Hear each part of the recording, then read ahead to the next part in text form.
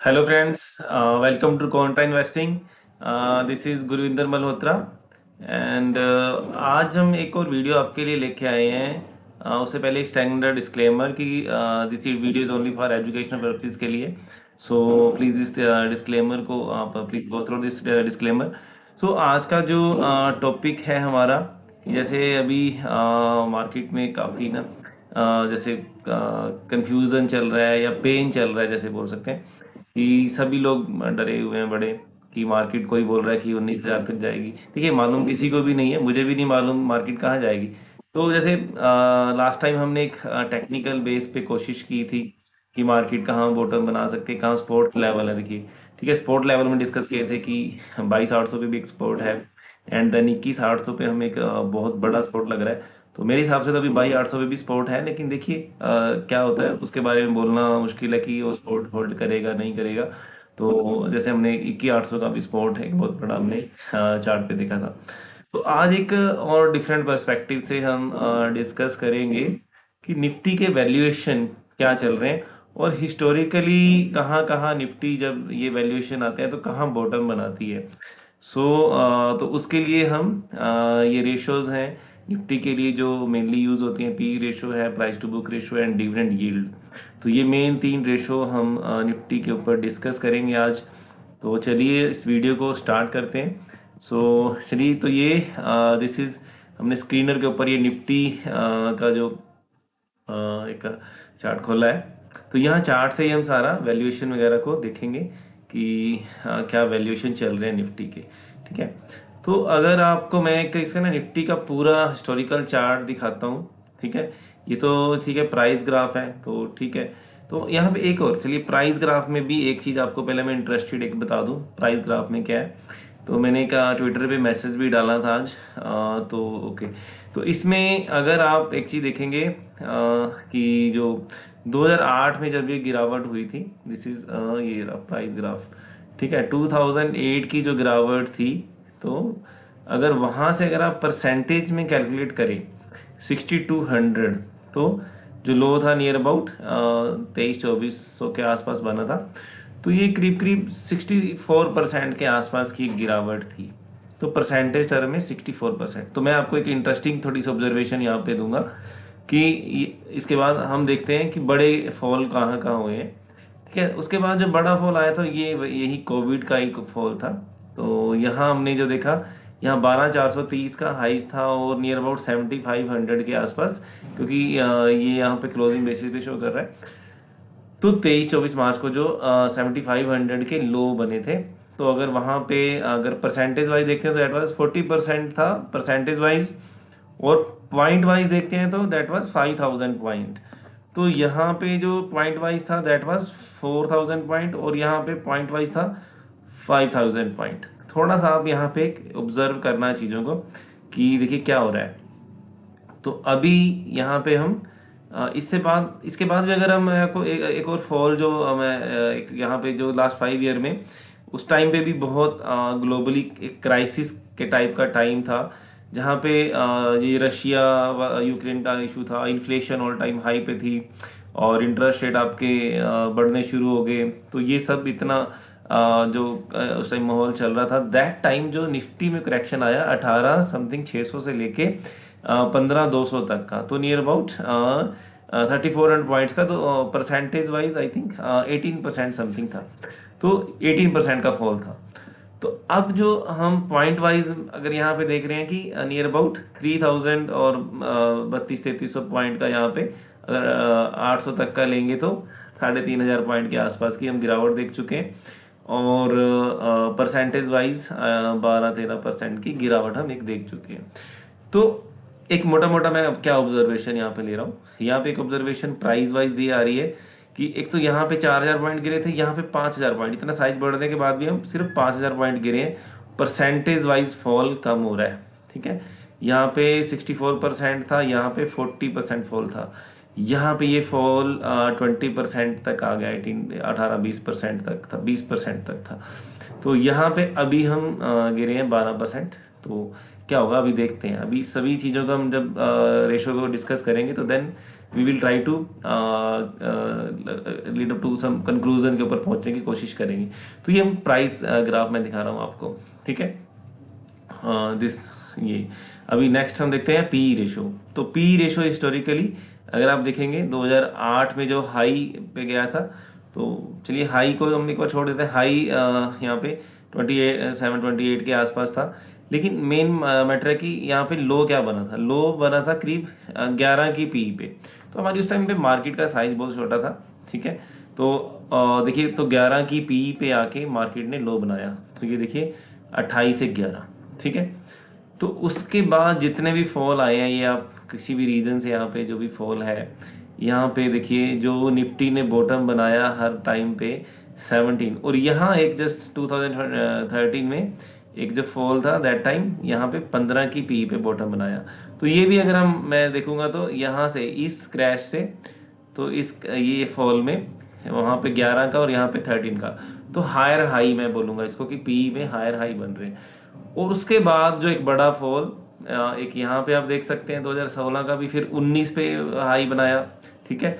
और एक ये बड़े इवेंट, इन दो इवेंट्स को अगर आप लो, तो ये बीच की इवेंट को अगर छोड़ दें तो इस इवेंट को लें, तो 11 के बाद ये जो फॉल आया बड़ा, जिसको हम एक क्रैश के टाइप पे बोल सकते हैं, तो दैट टाइम नियर अबाउट 17 की पी पे मार्केट ने बॉटम बनाया। तो आप ये नोट करिए, यहाँ पे 11 की पी पे बॉटम बनाया और यहाँ पे 17 की पी पे, जबकि दिस वाज बहुत एक बड़ा क्राइसिस था वर्ल्ड लेवल पे, मतलब एक हेल्थ क्राइसिस टाइप आप बोल सकते हैं। सो लाइफ थ्रेटनिंग एक क्राइसिस था। तो तो उस टाइम पे 17 की पी के आसपास हमने बॉटम बनाया। तो अब उसके बाद जितने भी फॉल आए हैं उस इन लास्ट 5 ईयर में, 2022 का भी जैसे हम रशिया की बात कर रहे थे, तो भी 19 की पी पे मार्केट का बॉटम है। तो ये हर बार देखिए ये बॉटम, जब भी मार्केट में गिरावट आई, 23 में गिरावट आई थी जब ये, ठीक है, 23 में भी 20 के आसपास फिर बॉटम बना लिया, फिर गिरावट आई तो 20-21 पे फिर सपोर्ट है, फिर यहाँ पे 21 पे। तो ये रिजल्ट के टाइम पे भी अगर आप देखेंगे, तो ये हमारा जो रिजल्ट का टाइम था दैट टाइम, तो 20.8 के यहाँ पे बॉटम बनाया। वहाँ से हम एक बार वैसे तोड़ चुके हैं, ग्राफ नेगेटिव नज़र आ रहा है, बट एक टेम्परेरी हो सकता है कि तोड़ रहे हैं, ठीक है। लेकिन उसके बाद आगे सपोर्ट है, ये देखिए 20 की जो पी की सपोर्ट है, वो एक मेरे को बहुत बड़ी सपोर्ट नज़र आ रही है। यहाँ पे ये रशिया वाली 19 की सपोर्ट है, तो ये 20 की पी की 20.4, ये 20, तो अभी हम 20.4 पे ही चल रहे हैं, ठीक है। तो ये एक पी के हिसाब से एक अच्छा सपोर्ट है। यहाँ पे बॉटम बनता है, बनेगा या नहीं, लेट अस सी, ये आने वाले दिनों में पता चलेगा, ठीक है।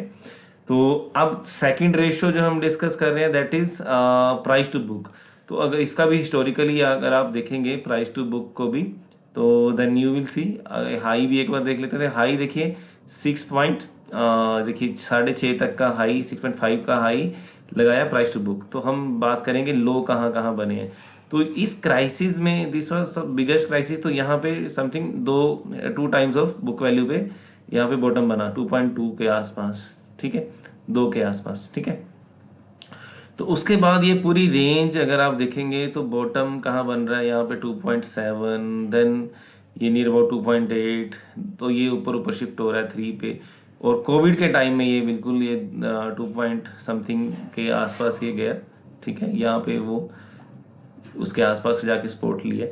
लेकिन उसके बाद फिर आप देखेंगे तो यहाँ पे 3.3 के आसपास ये यहाँ पे एक अच्छा सपोर्ट है, दिस वन। तो अभी हम कहाँ पे ट्रेड कर रहे हैं, अभी हम 3.41 पे ट्रेड कर रहे हैं। तो रीसेंट अगर हम ये 2023 का देखते हैं तो 3.3 पे भी हमने एक अच्छा बॉटम बनाया। जब भी यहाँ पे आया है तो यहाँ से हमने अच्छी तेजी देखी है। ये सभी दीज आर आप देख सकते हैं 3 पॉइंट, ये पूरी अगर आप देखेंगे तो एक बाइंग जोन है एज पर बुक वैल्यू। तो हमने पी के हिसाब से भी देखा कि 20 के आसपास की पी जब आती है तो वहाँ से एक बॉटम बनते हैं। तो दिस वन, तो 2 हमने रेशोज देखी हैं, ठीक है। तो नेक्स्ट जो एक लास्ट की रेशो है दैट इज डिविडेंड यील्ड। तो डिविडेंड यील्ड थोड़ा सा आपको समझने उल्टा समझना होगा कि डिविडेंड यील्ड देखिए जब भी मार्केट गिरेगी, सपोज करिए थोड़ा पहले डिविडेंड यील्ड समझ लेते हैं। मान लीजिए आपका 100 रुपये का शेयर है, उसके ऊपर आपको 8 रुपये का डिविडेंड मिलता है, तो वो फिक्स है, आपका 8 रुपये का डिविडेंड मिल रहा है, ठीक है, प्राइस है 100 रुपये। तो जैसे वो गिरेगा, अगर तो आपका डिविडेंड यील्ड बन रही है मतलब 8 रुपये, तो 8%, ठीक है। तो अगर वो 80 रुपीज़ पे आ जाता है आपका जो शेयर का प्राइस, तो आपकी डिविडेंड यील्ड बढ़ के 10% हो जाएगी। तो गिरेगी तो डिविडेंड यील्ड आपकी बढ़ेगी, ठीक है। तो आपको बेनिफिट डिविडेंड यील्ड के एंगल से आपको बेनिफिट होता है। तो यहाँ पे क्या हो रहा है, डिविडेंड यील्ड जो हाई था, मतलब जब ये मार्केट गिरेगी तो वो हाई पे जाएगा, ठीक है। तो ये थोड़ा सा माइंड में रखिए। तो ये 2 के आसपास जाके डिविडेंड यील्ड हाई बना लेती है यहाँ पे। ये जब मार्केट का 2008 का फॉल आया तो यहाँ पे 2% पे डिविडेंड यील्ड का हाई बना हुआ है, ठीक है। तो उसके बाद वो नहीं, उसके पास नहीं गया, 2.2 गया था। तो उसके बाद जब ये 2% का जब ये हाई बना है, तो यहाँ पे मतलब मार्केट का बॉटम बना है, दैट इज ओनली कोविड।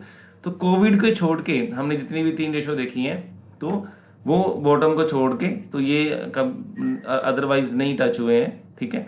तो अदरवाइज देखिए कहाँ पे डिविडेंड यील्ड का के हिसाब से मार्केट का बॉटम बन रहा है, जब भी डिविडेंड यील्ड 1.7, तो ये सारा ये 1.7 जब भी जा रही है, ये गई है आपकी इन 2011, ये 12 में 1.7 गई है, देन 16 में 1.7 गई। तो वहाँ से तो अब लास्ट में आपको 5 ईयर का अगर देखेंगे, कोविड का पीरियड को छोड़ दीजिए, तो whenever this dividend yield is coming to this 1.5%, तो यहाँ से मार्केट का बॉटम बन रहा है। तो दिस इज माई ऑब्जर्वेशन। तो ये डिविडेंड यील्ड अब अभी कहाँ है, दिस इज 1.5 पे। तो ये आप सारा देख सकते हैं, 1.5 पे आके बार बार यहाँ पे मार्केट बॉटम कर रही है, तो डिविडेंड यील्ड उसके बाद नीचे जा रही है, नीचे जा रही है मतलब कि मार्केट ऊपर जाएगी। तो ये एक ऑब्जर्वेशन है, मैंने 3 आपके साथ ये वैल्यूएशन की रेशियोज डिस्कस की, डिविडेंड, बुक वैल्यू और ये। बाकी देखिए कोई भी फाइनल बॉटम तो जब बनेगा तो तभी पता चलेगा, that is very difficult to predict. But ऐसे इंडिकेशंस ये हिस्टोरिकली मार्केट आई होप के रिस्पेक्ट करती है। तो इस बार देखते हैं रिस्पेक्ट करेगी या नहीं। तो हम तो ऐसी पॉजिटिव चीज़ों को, हमारी कोशिश रहती है कि ढूंढें जहाँ से हमें लगे कि यहाँ पे बॉटम बन सकता है। तो लेकिन कंफर्मेशन जब बॉटम बन जाएगा तो तब पता चलेगा कि ये हिस्टोरिकल, अब हमें पता है कि बॉटम बन गया, अभी हमें पता नहीं है बॉटम कब बनेगा। तो देन फिर हम उस हिसाब से डाटा को डिस्कस करेंगे कि कहाँ पे बॉटम बना, किस वैल्यूएशन पे बना। तो अभी के लिए हम इन लेवल्स को देखें। यहाँ पे मैं फिर एक चीज़ अपने तरफ से बोलूँगा कि यहाँ पे हम नेगेटिविटी थोड़ी सी अपने निकाल दें कि यहाँ से मार्केट बिल्कुल क्रैश हो जाएगा। तो होप कि एक उम्मीद कर रहे हैं कि यहाँ पे बॉटम बनना चाहिए। तो देखते हैं। तो ये हमारा एक ऑब्जर्वेशन था। तो आई होप कि आपको ये ऑब्जर्वेशन आपके लिए समथिंग यूज़फुल होगा, आपको अच्छा लगेगा। तो इसी के साथ मैं आज का वीडियो यहीं पे क्लोज करूँगा, कंक्लूड करूँगा। तो thank you very much to all of you for watching this video.